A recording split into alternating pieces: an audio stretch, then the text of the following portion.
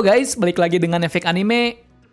Raftel merupakan suatu pulau paling keramat di anime One Piece. Seperti yang kalian ketahui lah, pokoknya pulau ini menjadi tujuan utama dari seluruh bajak laut karena disitulah letak di mana harta besar peninggalan dari Babang Rojali berada.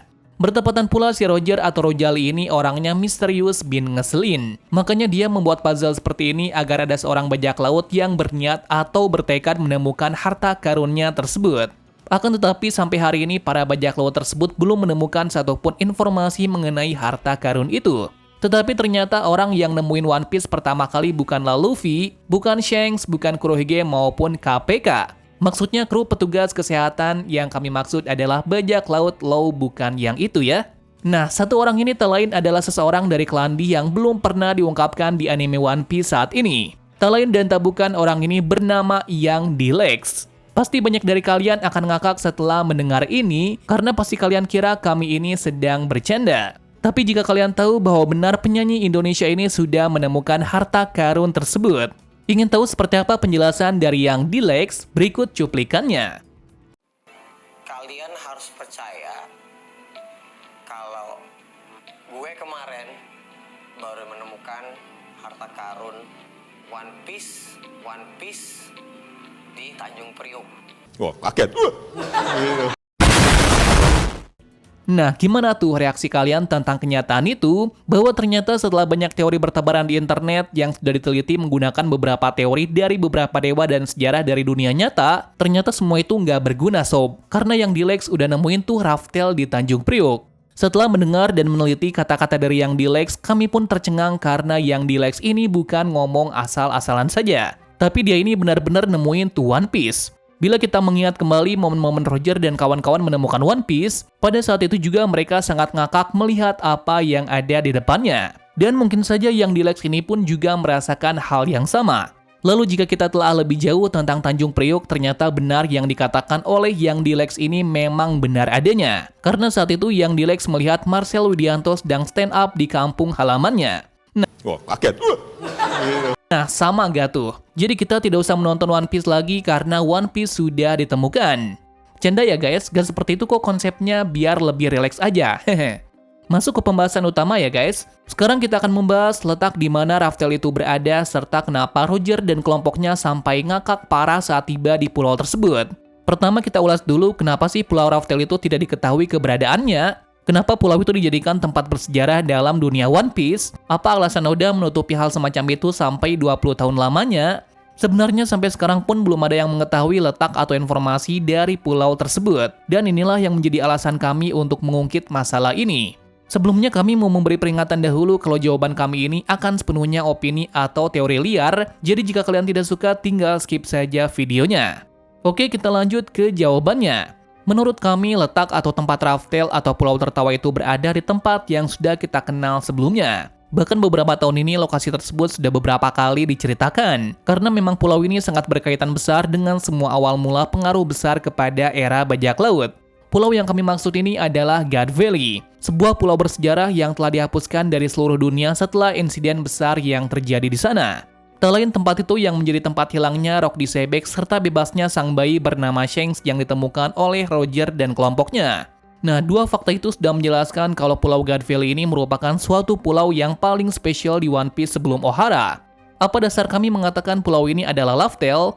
Sebenarnya ada beberapa alasan. Alasan pertama yakni pulau tersebut menjadi incaran dari bajak laut terkuat yang diketahui kalau tujuannya saat itu adalah untuk menjadi penguasa dunia. Caranya adalah membantai habis seluruh kaum naga langit. Karena dengan menghabisi mereka semua, maka tujuannya itu akan tercapai. Akan tetapi dia tidak berhasil melakukannya lantaran dua pemuda Pancasila kita, yaitu Garp dan Roger bersatu mengalahkan Rock demi keamanan hajatan. Hia. Maksudnya demi kebaikan semuanya, apalagi sifat Rojali ini adalah penolong dan rendah hati. Akhirnya dengan power itu, bajak laut paling kejam itu akhirnya punah. Yang menjadi pertanyaannya mengapa Kaido dan anggota lainnya bisa selamat dari kejadian itu, bukannya mereka harus dikalahkan selamanya? Disitulah misteriusnya penjelasan dari Sengoku karena kami rasa dia masih menyembunyikan sesuatu. Apalagi Garp tidak mau membocorkan informasi tersebut. Entah apa alasannya, sepertinya kejadian itu memang sangat dirahasiakan oleh semua orang penting di masa itu. Disitulah kami berpikir apakah memang benar kejadiannya seperti itu, atau ada suatu insiden besar yang terjadi di dalamnya. Ya, kita tidak tahu pasti apa yang terjadi di pulau itu. Tapi kami sedikit merasakan kalau ada kejanggalan yang ditutup-tutupi oleh Oda mengenai Rock di Sebek itu sebenarnya. Apakah memang dia orang jahat atau malah orang yang baik? Jika dia jahat, maka seharusnya seluruh kelompoknya akan mati di situ sampai tujuannya terpenuhi. Apalagi bajak laut Rock dikenal dengan bajak laut tak terkalahkan, yang mana combo Shirohige, Kaido, Big Mom, dan Shiki pasti akan mengguncang pulau tersebut. Namun tak ada tanda-tanda kalau mereka benar-benar bertarung hebat di pulau tersebut. Karena kita tahu jika bertarung melawan orang yang sangat kuat, maka orang tersebut akan mendapatkan luka yang setimpal. Ya, setidaknya seperti itu.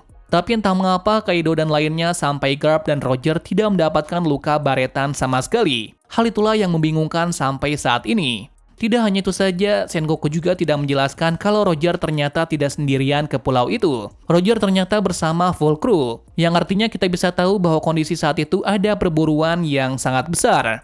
Kita bisa mengetahui hal ini dari bajak laut Roger yang membawa banyak harta karun dari pulau itu.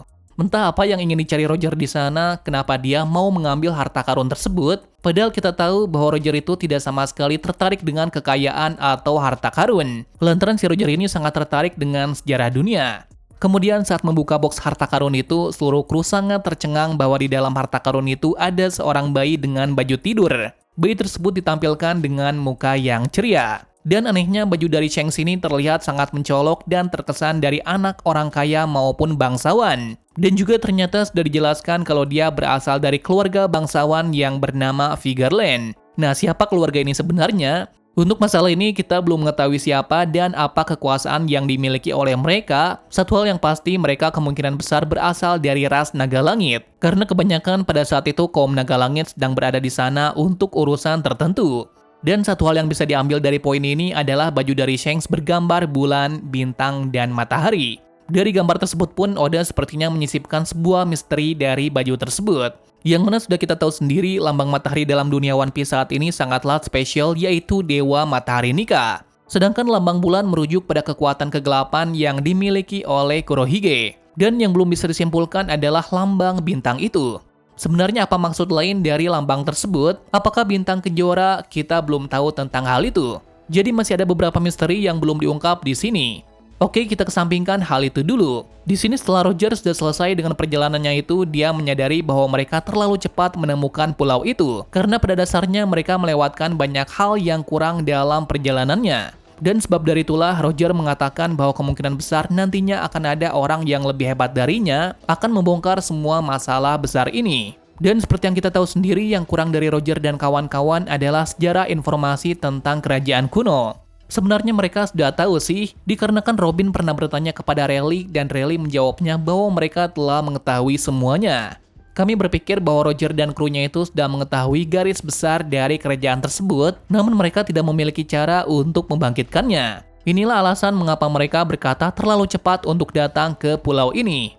Yap, sebenarnya yang mereka butuhkan saat ini adalah kepintaran dan kecerdasan dari Vegapunk dan Clover. Yang mana kita tahu sendiri Vegapunk dan Clover ini memiliki pengetahuan yang sangat luas. Dan mereka berdua berhasil mengetahui sejarah kuno dari riset dari Clover bersama kelompoknya. Jelas pada masa itu tidak ada waktu lagi bagi Roger untuk bisa berlayar lagi, sehingga dia memutuskan membuat anak untuk bisa mencapai tujuannya itu.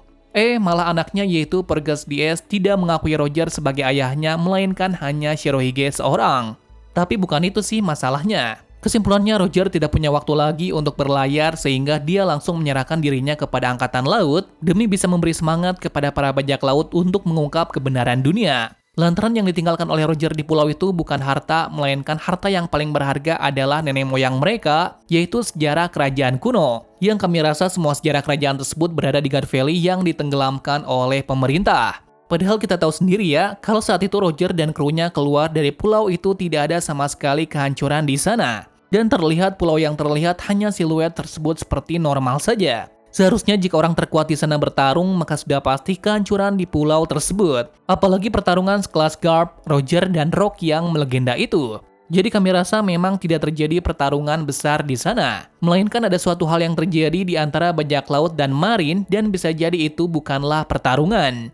Terus nih, lantas kenapa pemerintah dunia menghilangkan pulau itu dari sejarah dunia? Seharusnya jika mereka menang melawan bajak laut terkuat, maka besar kemungkinan bisa dijadikan cambuk besar untuk menakut-nakuti bajak laut, atau dalam kata lainnya sebagai achievement bagi mereka. Dari sini kami berpikir kalau pemerintah menutupi sebuah sejarah besar yang tersimpan dalam pulau itu, dan bisa jadi di sanalah letak sejarah dunia berada. Tidak hanya itu saja, untuk mendukung opini adalah di sana Big Mom dan Kaido menemukan buah iblis langka seperti Uo Nomi dan buah iblis lainnya yang sudah digunakan oleh kru-kru mereka. Maka dari itulah kenapa Yonko, Kaido, dan Big Mom memiliki buah iblis yang memiliki kekuatan tidak masuk akal.